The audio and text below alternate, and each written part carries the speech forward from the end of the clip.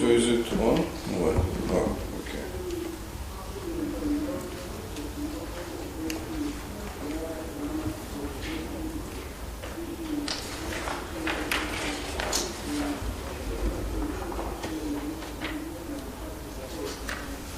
So we are starting our session entitled Russia's Leadership Transition and its Implication in East Asia.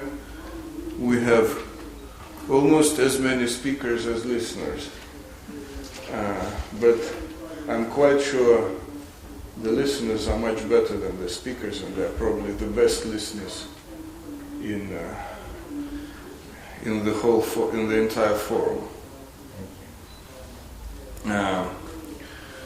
Because the topic is very important, and as you can see from us, not only for Russians but also for some neighboring countries. Well, let me introduce our speakers first. Well, I'm Alexander Lukin. I'm going to moderate this session. I'm from the Diplomatic Academy of Russia. Next to me is Mr. Akihiro Iwasta, professor from Hokkaido University Slavic Studies Center and a very well-known specialist on Russian-Japanese relations, Russian-Chinese relations, and Russia's policy in East Asia, especially border issues. Mr. Andrei Ivanov is a research fellow at the Center for East Asian Studies at Moscow Institute of International Relations. He is a well-known researcher and journalist on East Asia, and so next to him is Mr. Georgy Kunadze, who is a Russian scholar and diplomat, originally a Japan expert, but then became a diplomat and served as a deputy foreign minister and later ambassador to South Korea. He is a well-known specialist also in this region in Russia. And Dr. Han Byung-din is an associate professor, I believe, yes, from Kim Young University. Yes, and as I understand, is an expert on authoritarianism. So maybe he'll tell us more not on Russia, which is a very democratic country, but about some neighboring countries.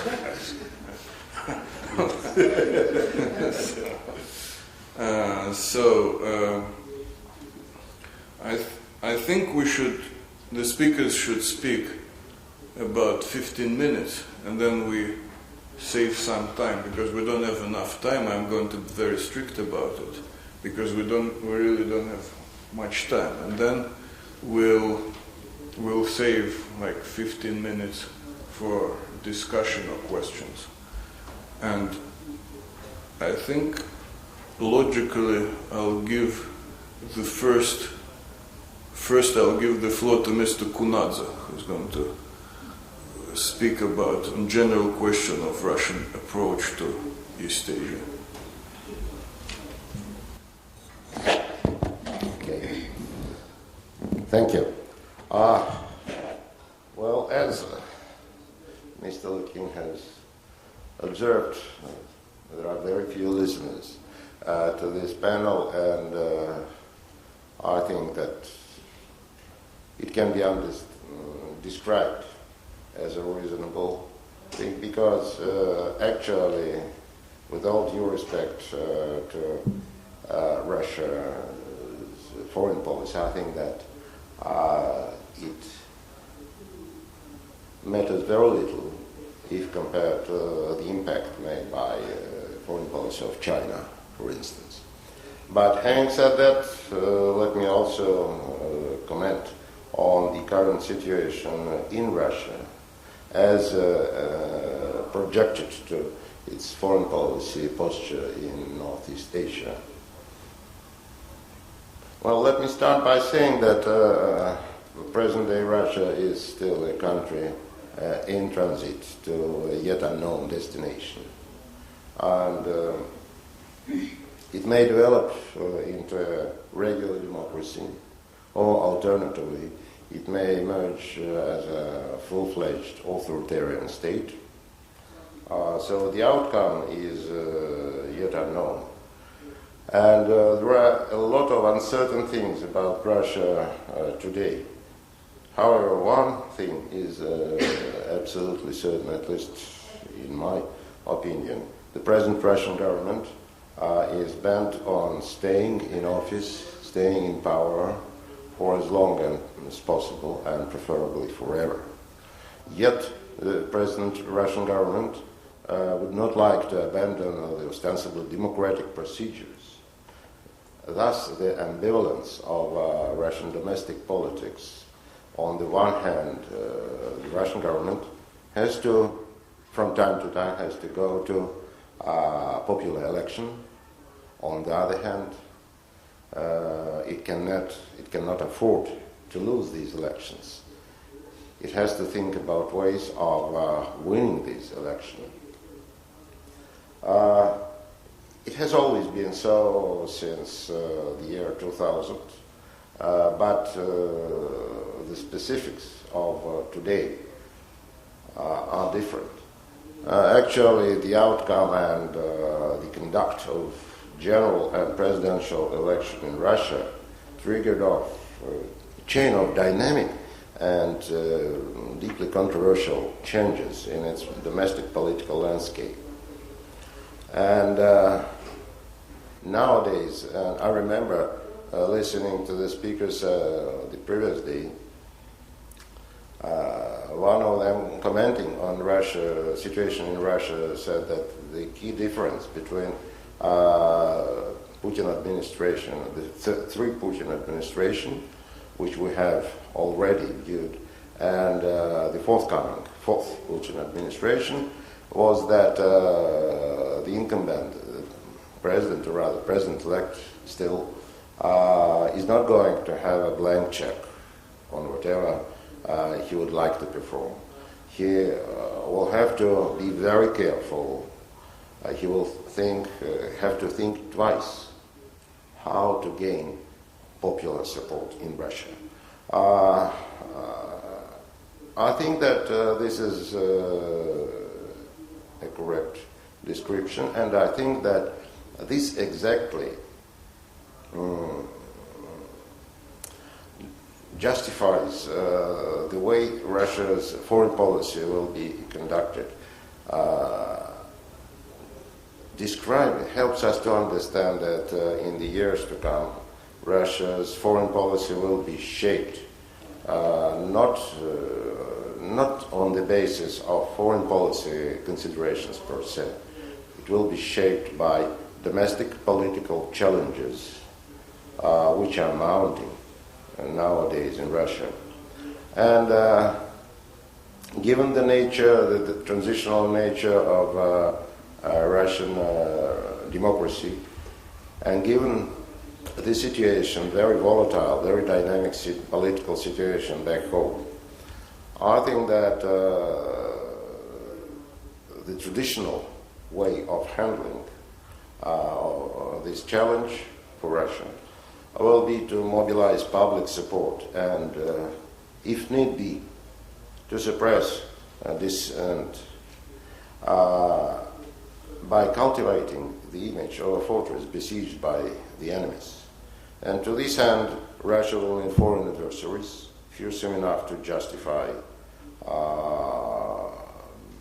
its bellicose rhetoric, and scrutinizing at home, but at the same time friendly and cooperative enough not to mind that kind of domestic political posture.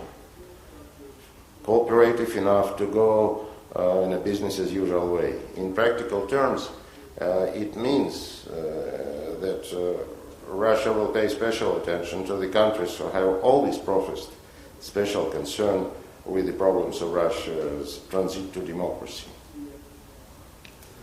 On the other hand, countries of Northeast Asia, China, Japan, and both Koreas can hardly fit into this picture of priorities, into this list of priorities, due to various reasons.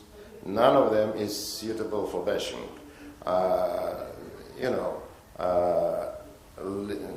Living in Russia, reading Russian newspapers, listening to Russian politicians, I can hardly imagine that any country of Northeast Asia will sit idly listening to, say, China bashing or Japan bashing on the scale that has become traditional in Russian pronouncements about the US or countries of Western Europe.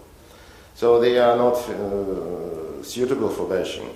And on the other hand, neither China nor Japan and both Koreas couldn't care less about the future of the Russian democracy.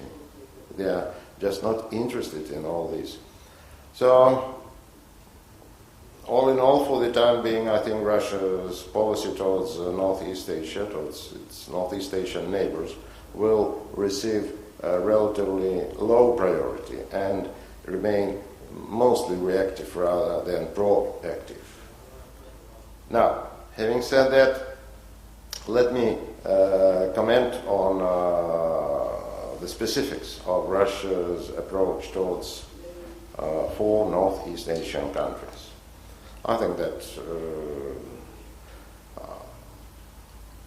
I will not be discovering any secret if I say that relations with China is absolutely vital for Russia.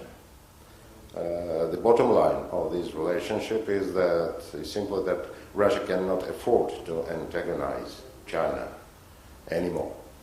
So, and given the size, the geographical proximity, and the overall political and economic potential of China, I think that that kind of Russia's approach is quite justifiable. But the most important and the most interesting about it is that Russia's strategic relationship with China is based on cooperation, on mutual consultations, on global issues rather than on the regional issues. Strategic cooperation between Russia and China goes far beyond the boundaries of Northeast Asia, and this is also important. On the other hand, in this particular region per se, Russia's relations with China are quite extensive, good, normal, but their impact on the security situation 2 minutes. in Northeast Asia is not that big. Russia's relations with Japan are polite, cooperative, and businesslike, and this is all that I would say about them, simply because in my view, Japan is not dangerous or, so to say, cooperative enough, friendly enough to Russia to justify any concessions, and all of you know what kind of concessions I mean. Russia's relations with the Republic of Korea is very good, and it will remain so for the time being. But at the same time, there has always been kind of ambivalence in Russia's approach towards problems, issues of Korean Peninsula, simply because Russia has succeeded to a very strong North Korean lobby in Russian politics and in Russian society. And Russia's relations with North Korea have been dormant for many years, simply because there are no economic ties, there are no economic relations and cooperation, simply because North Korea cannot afford it. And Russia, with all its sympathy, with all its good feelings towards North Korea, cannot afford and is not prepared to finance its cooperation with North Korea by new credits. So, out of necessity, these relations are going to be dormant for the time being. Thank you. Thank you very much.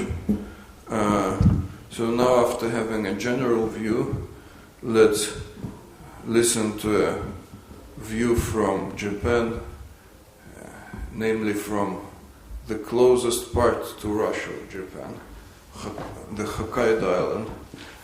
And Professor Weste, as I understand, is going to tell us specifically about Russian-Japanese and Russian-Chinese relations.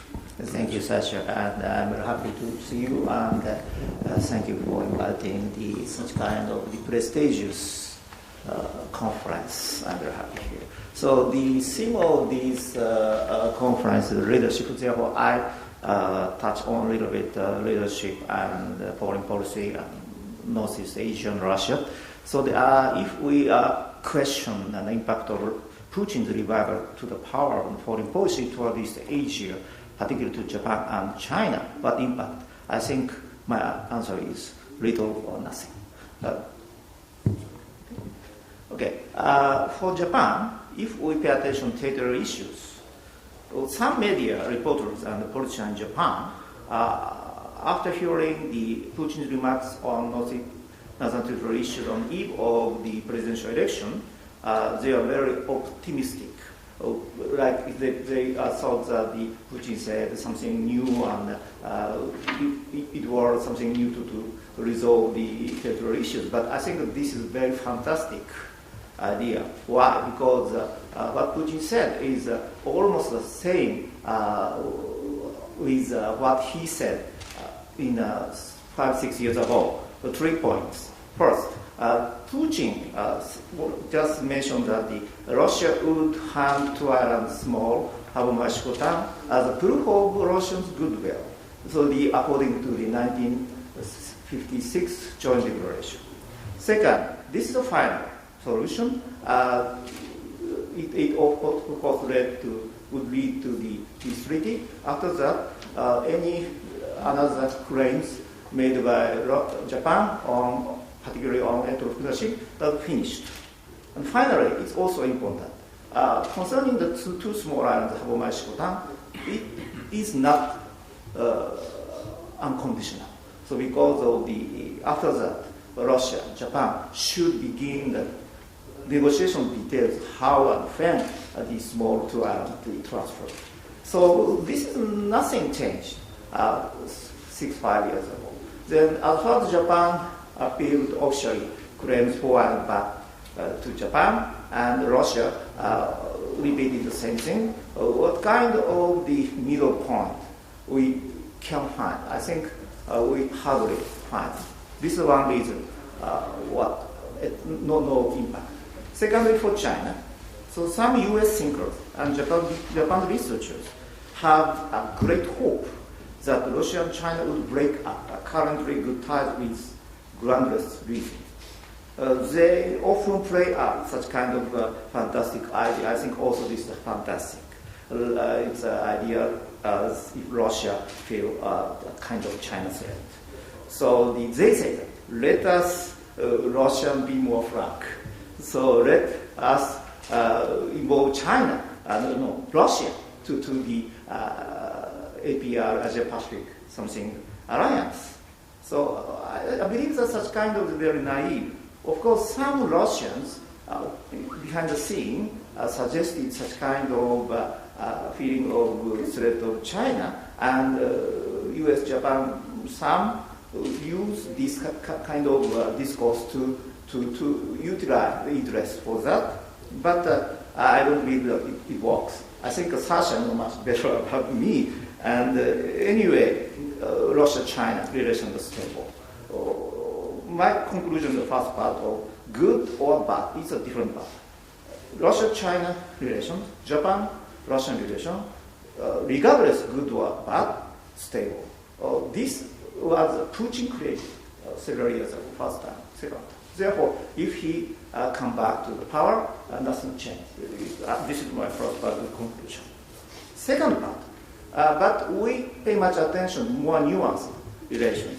Even Russia never feel the China threat, but China is of course nuanced factor, as Kunal-san said. So let me illustrate the example of Heyshalsdam. Heyshalsdam Bolshoi-Ussuriski island near the Khabarovsk. It's very famous, the long time disputed, most critical dispute between China and Russia. Then 2004 and after, both China and Russia agreed to divide the island and 50-50 solution. Then now, all of the demarcation was finished. Then half of the island disputed area already handed to China. So I think that this is the proof of China-Russian stability and good relationships. But on the other hand, this is also nuanced Russia-China relations. Because what happened now after finalizing the boundary issue? So China rushed to build facilities on the part of China side of islands. So if you go to see the island, what happened? Many buildings and bridge, railway, airport, and the big port, they rushed to develop this part. On the other hand, what happened in Russian side, remaining islands? Russian, however, says that, okay, we have a good plan. We could go forward, but no change. Nothing come.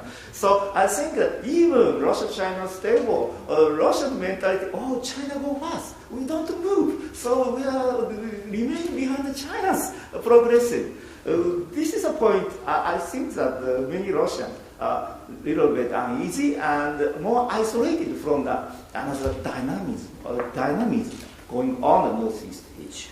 So coincidentally, I was invited last December at the Shanghai Baradai Club, China-Russian section. You know where the Baradai Club under Putin, but under this umbrella, some section going on. The Shanghai is a third time Russian-China section under the Baradai Club. Sergei Kalgan, the head, China part is Feng Xiaolei and Li Fengming. So there are three foreign guests invited.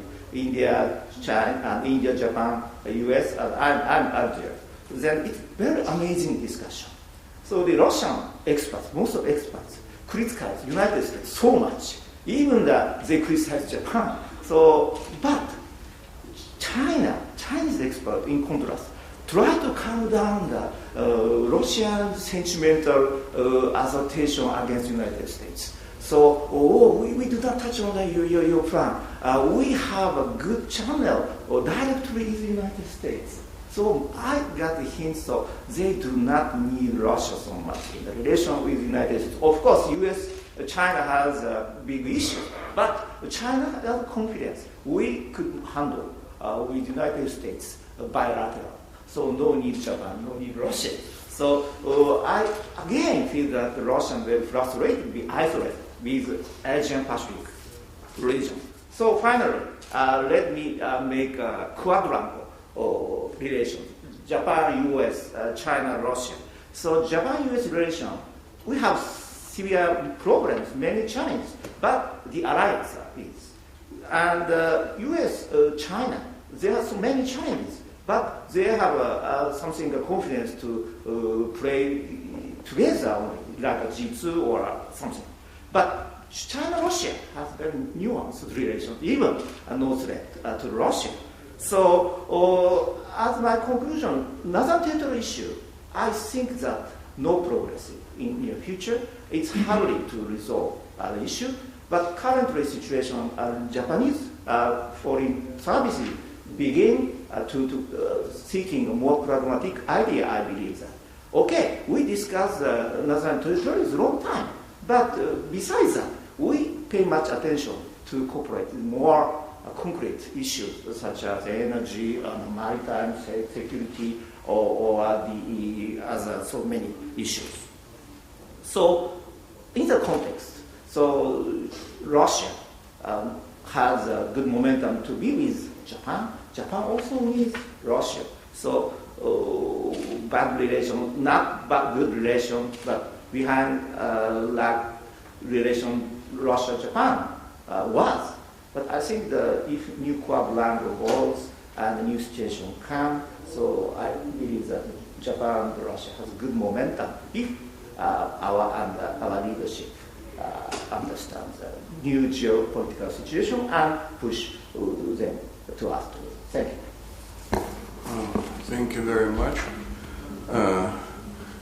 Very interesting conclusions. Also not too optimistic about Russia, I would say. But we need to listen to it from time to time. So, since we started individual countries, maybe I give the floor to Professor Han, who is going to speak about Russian-Korean and Russian-North Korean relations. Okay.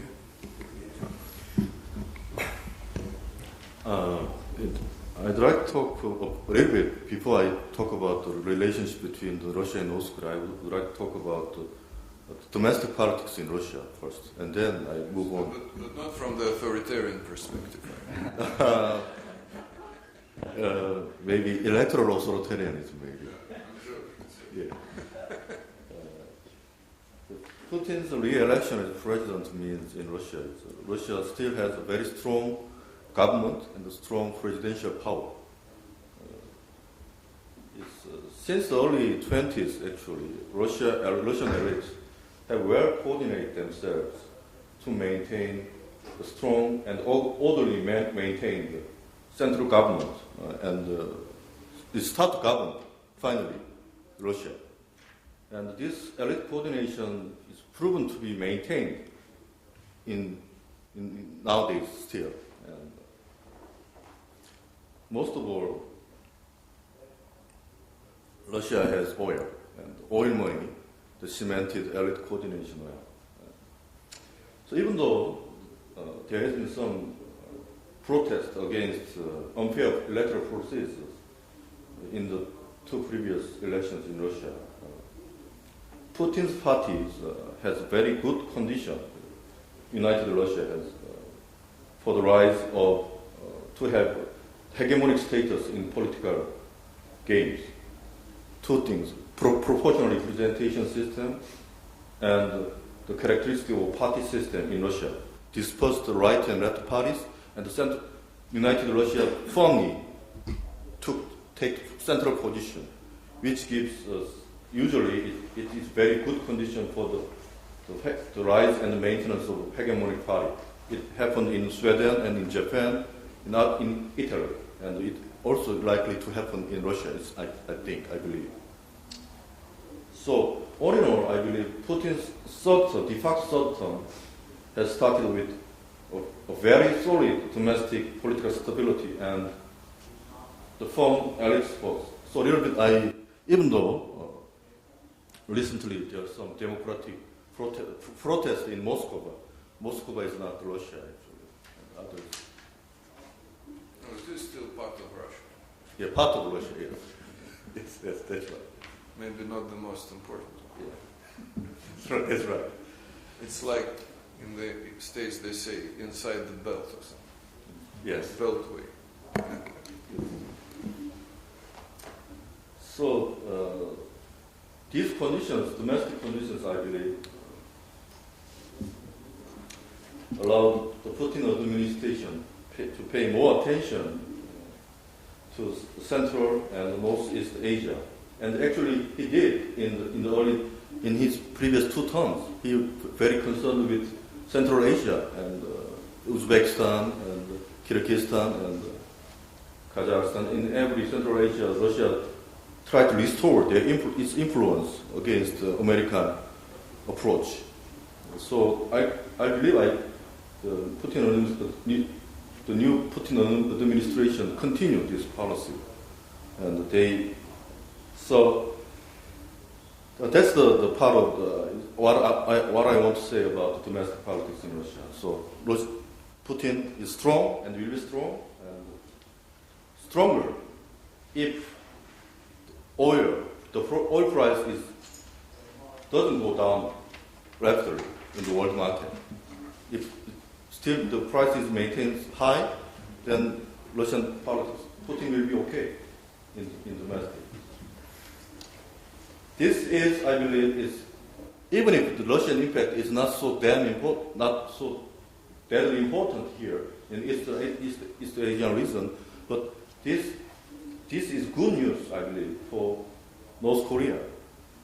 Yeltsin's period in Russia could not afford paying attention to the East Asian, North Korean issues because they were busy with their problems. But now Putin is domestic issues is clean. So North Korea actually, so strong government and strong presidential leadership in Russia means it helps in this reason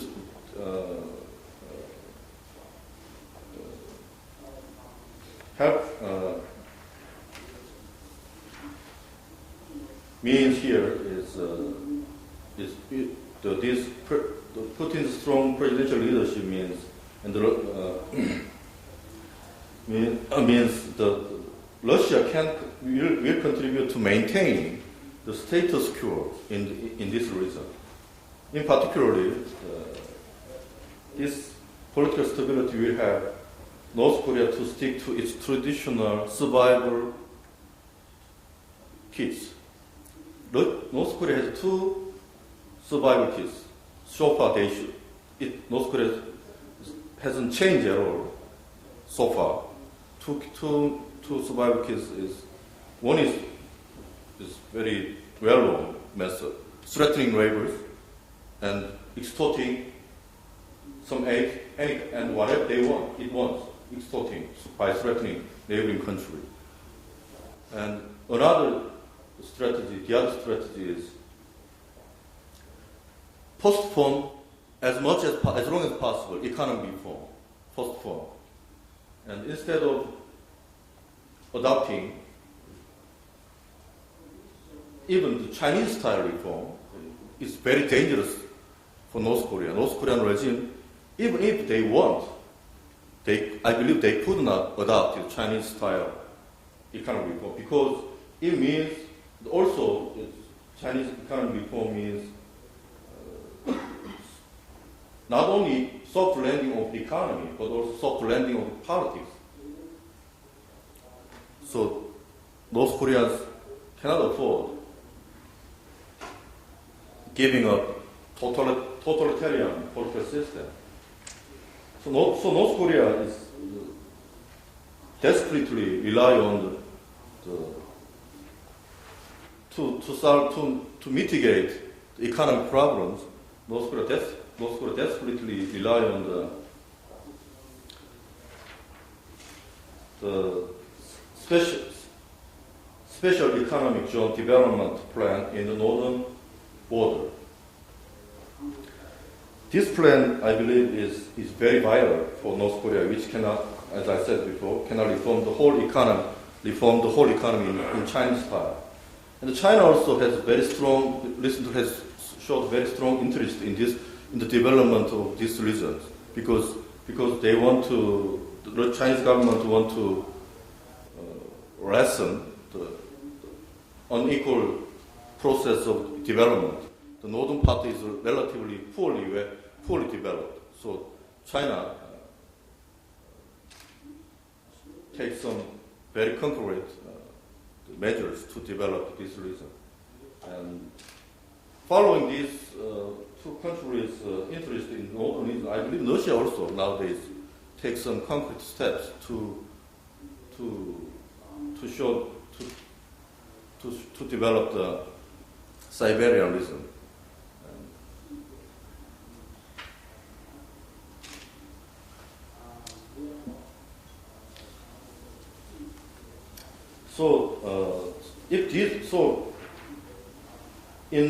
I expect a very good alliance among China, North Korea, and Russia in the area of low politics, not high politics, in low politics, especially in the area of economic development in northern area.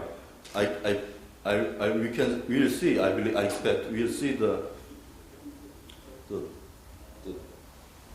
some kind of strong cooperation among the three countries, because most of North Korea really need some kind of economic exit strategy, and the most viable exit strategy is not. It's partial and very isolated development of economy. Some reasons, and one of the most promising reason is the borderline between among the three countries, 낮은 선봉지구, 낮은 area. So, and the Russian strong government and strong presidential leadership means Russia is now able to implement long-term strategy. So this means somehow Russia is able to afford some state resources to develop, to join them, to joint developmental project in northern area. That's what we can expect in the near future, I believe, between the North Korea and Russia. That's all. Thank you very much. You saved some time for us. And this is an interesting prediction. I'm not sure if it's going to be realized. We should wait and see. So the last speaker is Andrei Ivanov, who is going to tell us more about Russian general policy in the area, especially towards the some international organizations of East Asia. Please. Thank you, Mr. Lukin. Do you hear me? Yeah. I would like to speak about perspectives of Russian policy in East Asia concerning question of cooperation in this region. You know that in September of this year, Russia will hold an Asia-Pacific symposium in Vladivostok, and I think that Russia will try to use this symposium in two purposes. One purpose is to attract investment in Siberia and the Far East region of Russia, and the second purpose is to try to find a place for Russia in Asia-Pacific region, in economical, political cooperation in this region. You know that since Soviet period, Mr. Gorbachev tried to put forward some ideas, some initiatives for forming new aspects, new model of cooperation in Asia, in Pacific region. It wasn't met with interest in the West, and now new Russia, trying to find its own point of view, to find its initiatives, new ideas, how to cooperate in this very difficult and very problematic region. We see usually Russian experts look at this region as a region which has very high potential for development, and on the other hand, this region has the highest potential for destabilization. And the main factors for destabilization in the Asia-Pacific region is imbalance in the development between different countries and territories, territorial disputes between different countries. And now we have one more important and very serious problem. I think we can say that it's a problem. I mean competition for leadership in the region between China and the United States. Of course, we know that China and the United States are the biggest economical partners, but on the other hand, these two countries are beginning to struggle for leadership in this region and in the whole world. And I think it's not very good perspective. In order to solve the existing problems, in order to minimize the threat of competition between China and the United States, there was some different initiatives in order to find a new model of cooperation in this region. For example, there was initiatives of now ex-prime ministers Kevin Rudd and Yuki Hatayama the sense of this, the main point of this initiative was to create union in Asia-Pacific region similar to European Union. However, many experts recognized that to implement this task will be much harder than in Europe because the Asia-Pacific region face more challenges and have more differences between regions, countries, economical differences, political differences, religious differences, and so on. But despite the fact, but understanding the differences between situation in Europe and Asia hasn't become an obstacle to proposing projects to create a single East Asian home. But we know that these initiatives of Mr. Rabe and Mr. Hatayama didn't receive wide support. According to Russian experts, the concept of RAD didn't cause any interest in South Asia because it was based on maintaining the leadership position of the United States. And the United States didn't support the initiative of Mr. Hatayama because its implementation would create a threat to United States leadership in this region. In Russia, by the way, both projects have received a positive assessment and the desire to find a way to improve the stability and level of cooperation in the Pacific region. But both these initiatives have been criticized for lacking concreteness. And but I think that very interesting. If speaking about Hatayama's initiative, it's very important to see that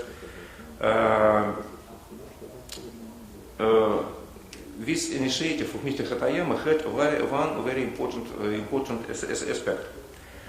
Mr. Hatayama explained the main goal why he decided to put forward this initiative. To avoid aggravation of rivalry between the United States and China, and as well to avoid making a union between the United States and China, so-called Big Two. Because he explained openly and frankly that both of these perspectives wouldn't very good for Japan. And I think that I know that many Russian experts also thought that both these perspectives, the aggravation of rivalry between the United States and making a union between them, wouldn't be good for Russia also.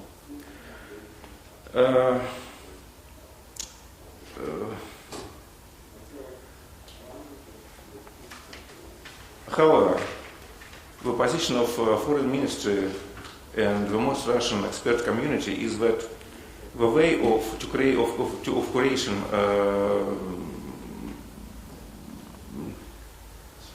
just a moment. Position of Russian ministry and Russian experts is that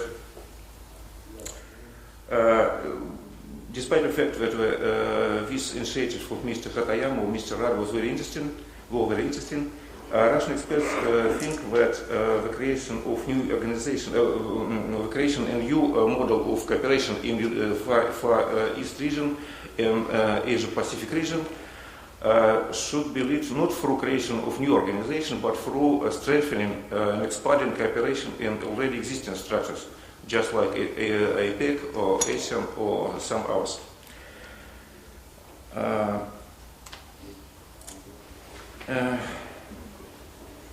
It seems that a large part of politicians and experts relevant to Asia-Pacific region consider the growth of United States rivalry inevitable.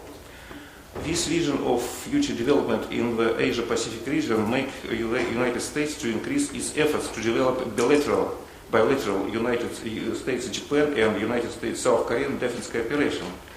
Bilateral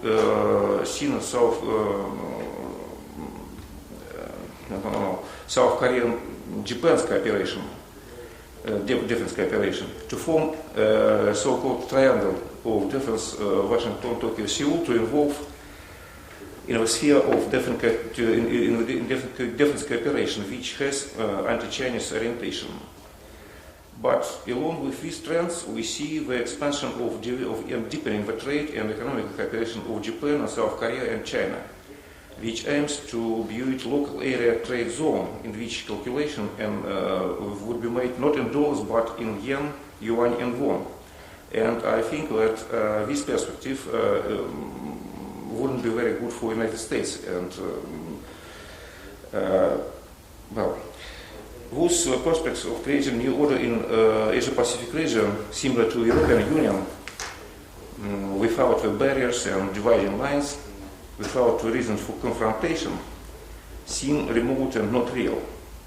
However, our problem is that there is only one alternative to the creation of such an order in Asia-Pacific region: to increase competition, escalating into dangerous confrontation. It seems that the United States and China don't believe in the possibility of a compromise and get ready for a fight for influence. Speaking of the need to find ways to build new relationship in Asia-Pacific region, using the phrases of universal equality, prosperity, and comprehensive security, they don't even try to hide their own interest of strengthening its influence in the region and the world. That's why the United States tries to seduce Asia by liberal market and democracy, and China tries to actively promote the experience of the reformed Chinese culture and Confucianism. However, if these countries of the region, and above all the United States and China, dare to make a choice in favor of cooperation, not competition, in favor of building a real East Asian community, what have they to do? I think that first, one must clearly formulate objectives and of East Asian community, openly, honestly, acknowledge the challenges, differences, fears, and that must be overcome. And secondly, one must find a compromise on the economic model of the East Asian community, unless the strengths and weakness of two models: a liberal model advocated by the United States, and a model that is advocated by China and a number of our Asian countries, based on state intervention in the economy. And I think that I don't know what kind of ideas, what kind of initiatives we will put forward during APEC summit in Vladivostok, but I think that Russia will make some new ideas, and I hope that. Well, I'll be waiting for this plenum, APEC plenum with big interest and to wait what Russia will give to us. Well. Okay, thank you very much. So we saved about more than 20 minutes for questions, possible comments. So please, if you have any questions, first introduce yourself, if I don't know you. Some people I do know. Yeah, my name is Kawi Jongkichatawan. I'm from Bangkok, Thailand. Listen to you, I'm very sad because you talk about Northeast Asia and about Russia leadership, the return of Putin, and no action in Northeast Asia. Let me move out from that region to Southeast Asia. I think it's much more competitive. Listen to some of you. You did not mention. You mentioned Vladivostok Gorbachev in 1986 come out with Asian development model. But now I think Putin must have a very good idea towards Southeast Asia, where it used to run, Indochina, Comecon, and all that. I'd like to ask your view of the panels, including moderator as well. How Russia under Putin sees Southeast Asia, because it's now the most dynamic. If you want to get involved in the region, Southeast Asia should be the area where Putin, remember, you mentioned, interestingly, APEC, but you forgot that East Asia Summit in November in Cambodia, where Putin will attend, can make a difference for Russia foreign policy if Putin want to make impact. You forgot Cambodia. Cambodia is also the key. So I like your view. Thank you. Well, thank you. There is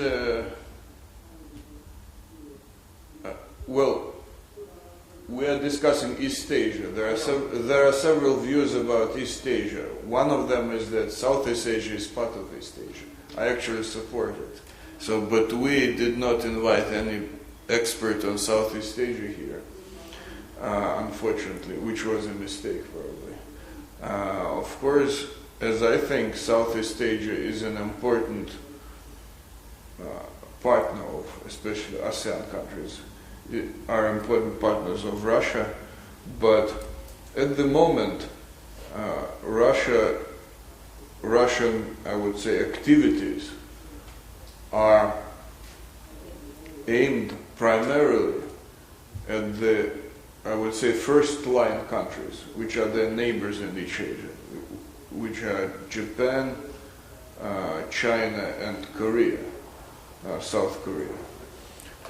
And this is because Russia is developing, but because it has kind of gap in its economic development in the 1990s, it is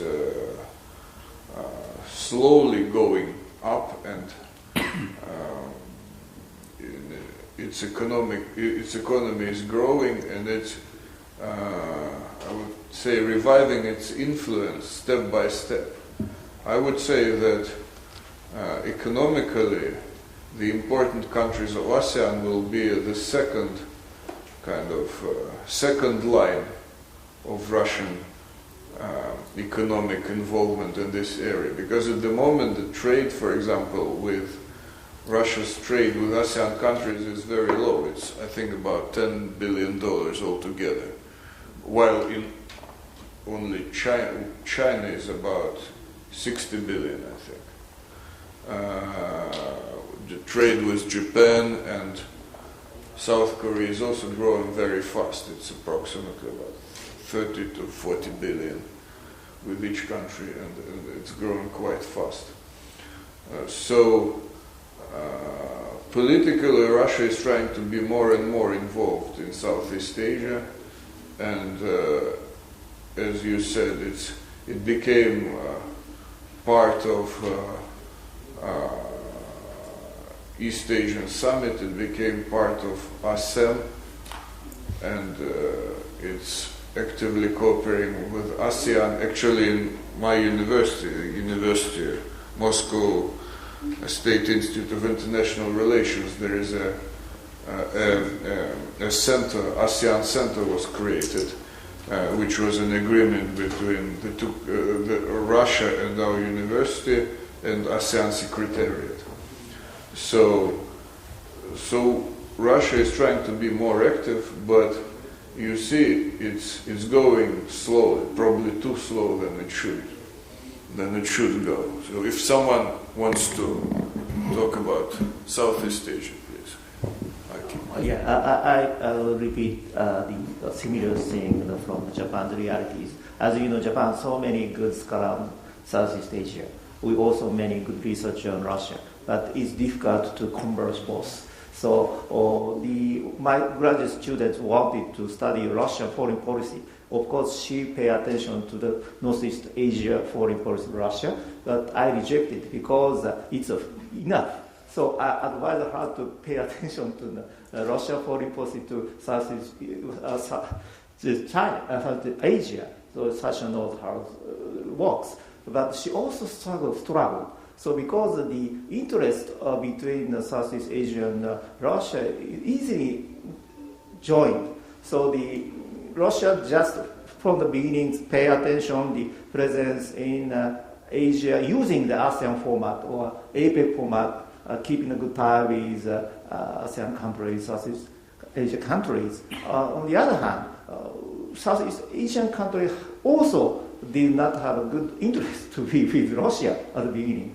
So it's very tough to analyze the different strikes. But now the Russian stretch the power back to Asia things, and particularly maritime issue is now very important. So I think that in the near future on the maritime issue, Russia and Southeast Asia have some collaboration. Maybe I should add that if we talk about individual Southeast Asian countries, then or ASEAN countries, then we can see growing partnership. For example, Thailand is one of the most preferred destinations for Russian tourists. We don't have any a visa regime with Thailand, so you can go without a visa. This was actually a great deed by Mr. Taksil, who is, I'm not sure if he's still popular or unpopular in Thailand. Outside Thailand, he's popular. Probably. So, anyway, so this is many Russians go there every year, I think up to 1 million people or something. And then, for example, Vietnam, we have important relationship. Yes, important relationship, economic relationship, oil cooperation, and some traditional political relationship. And generally, the role of these countries is important, I would say, taking into consideration China's factor. It's not that we have bad relations with China, we have very good relations with China. But it's always better to have more friends, just to be on the safe side. Anybody else on Southeast Asia? So any other questions or comments? Let me just one brief comment. I quite agree with Dr. Lukin that actually key interests of Russians as a nation towards Southeast Asia is just that, holiday destination. But I'm afraid, I would like to be mistaken, but I'm afraid that at the moment Russia has very little to offer to Southeast Asian countries in terms of economic cooperation, in terms of trade, and also in terms of new political ideas. This is a simple fact. And personally, I'm very sorry that Russia in the 90s and also in the 2000 years has failed to benefit from its contacts, historic cooperation with such countries as Vietnam, has failed to gain any substantial positions in countries like Cambodia or Thailand, for that matter. But this is the fact of life. Yes, please. Your question. Well, Ignat from Barlam University.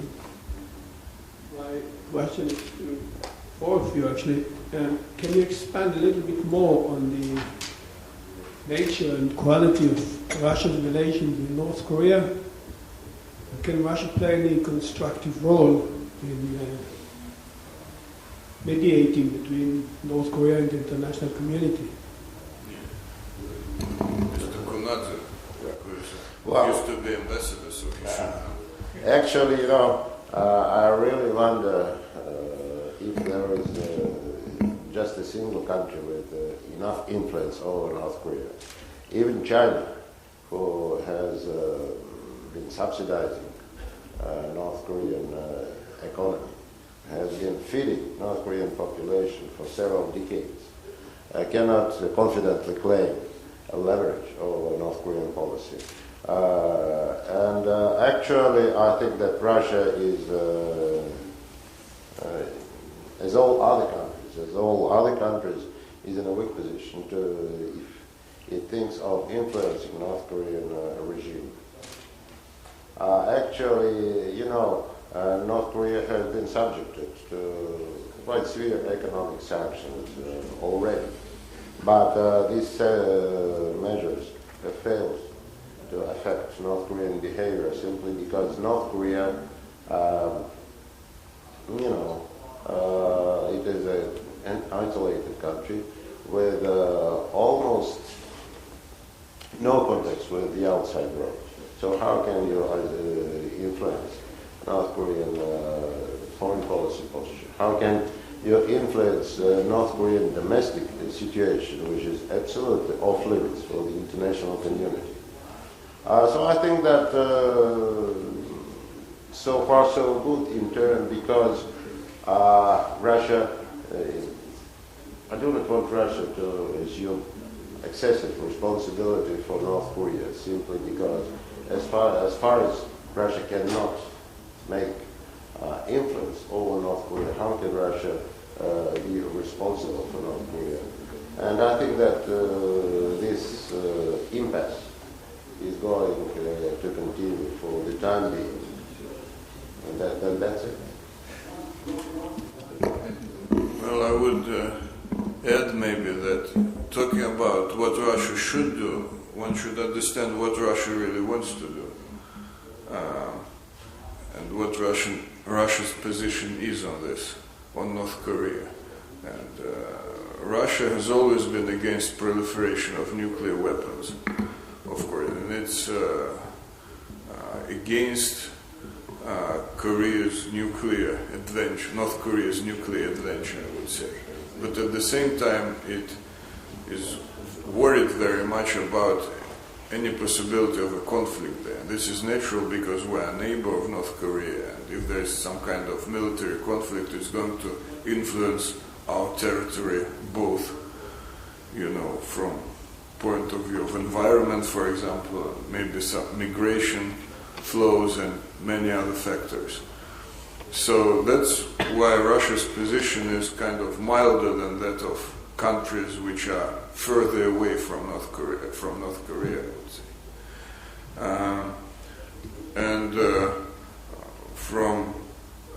And I agree also with Mr. Konada that Russia's influence is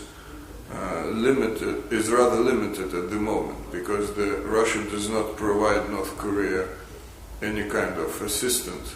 Well, it does actually, but the level of this assistance is much lower than that of the Chinese, for example. Or Americans.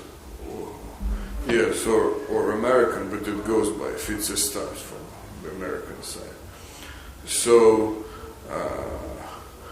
Russia probably should have some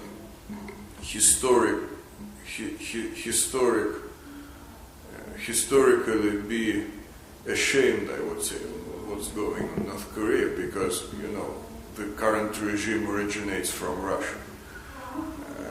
But so sometimes some people say that we should just call back the family, the Kim family. But it's kind of hard to do. To tell them that the assignment has finished. Right. So, but the fact is that actually right before his death, Mr. Kim Jong-il went to Russia and met with President Medvedev, and President Medvedev announced some plans of broad economic cooperation with North Korea and also with South Korea, like building a gas pipeline through the territory of North Korea to South Korea, and building a railway, actually rebuilding a railway, Trans-Korean Railway, and some other proposals. And I think the main idea, apart from economic cooperation, was also to increase Russia's influence and somehow to engage North Korea, and thus to make its position more flexible. But whether we can realize this plan, it's not quite clear, because I would say that the investment climate in North Korea is not ideal yet. So it's not clear if we can do that. Well, thank you. Any other questions? Yes, please. Yeah. Hello. Hello, good morning, sirs. My name is Gerard, and I'm from the Asan Institute, one of the interns. And I was not here a while ago, so I'm not sure if this was mentioned a while ago. But I was just wondering what is the reaction or the response of Russia with regard to the U.S. pivot to Asia. I don't know if you could give some comments or any changes in policy with regard to that matter. Russia, could you say it again? What is the Russian response, or what does Russia think about the U.S. pivot to Asia? Well, what do we think about the American United States presence? imperialist post? Well, you know, We condemn. official Russia is, as I understand, is that of no comment. Domestic position which Russia government tries to project domestically is that of quite critical evaluation of the role of the United States in this region.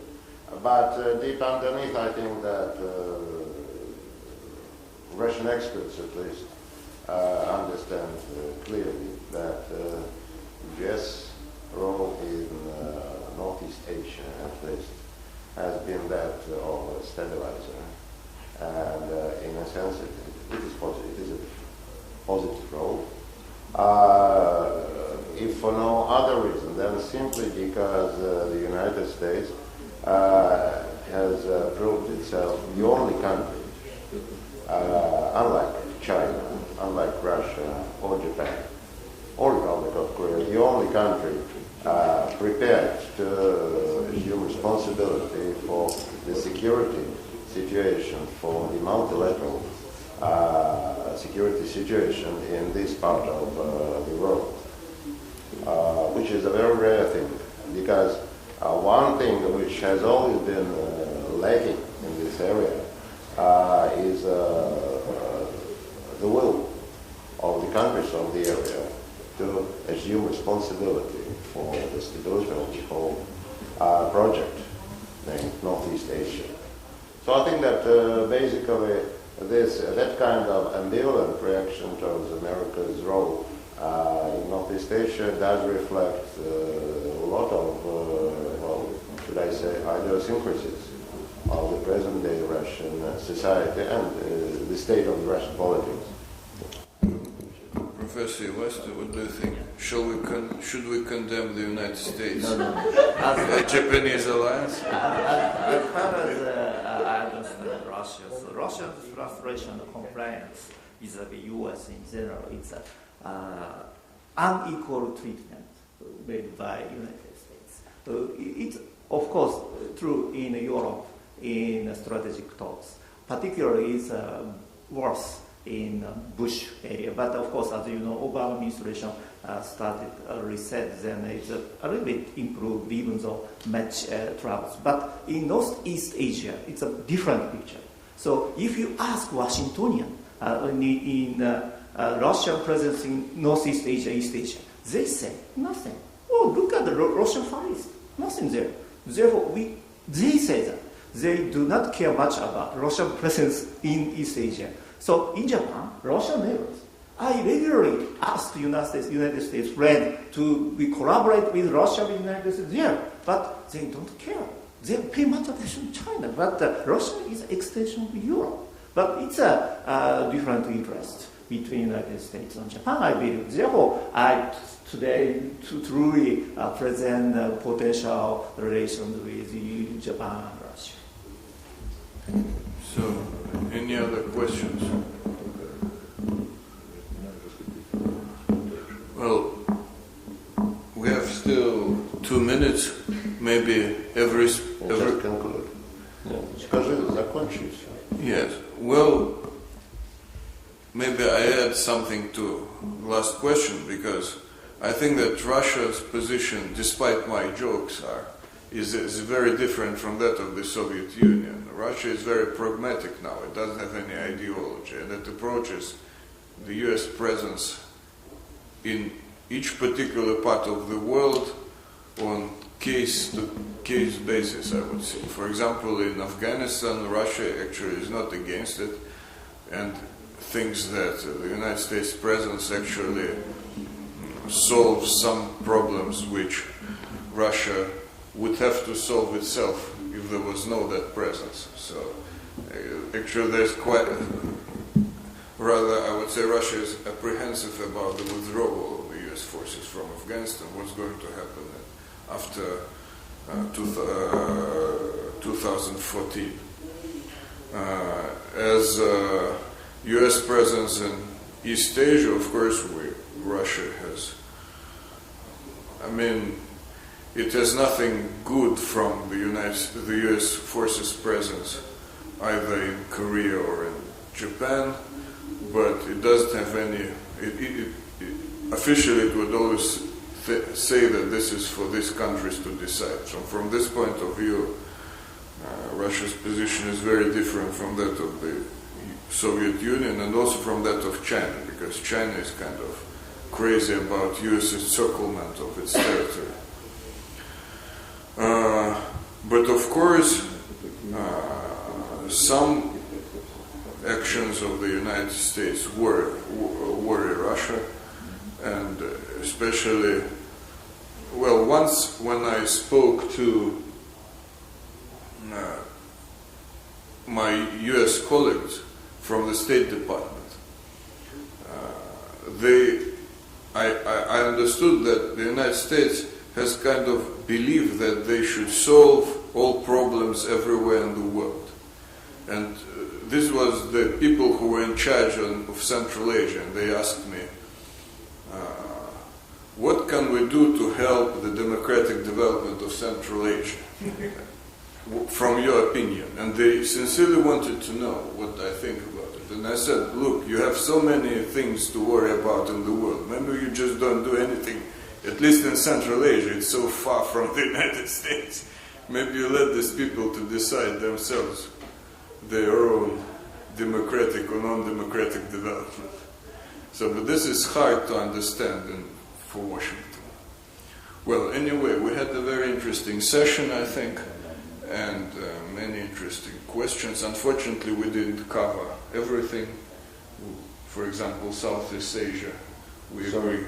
Southeast Asia was not covered very in full, but I hope that it was useful, and I hope to see you again. Thank you very much.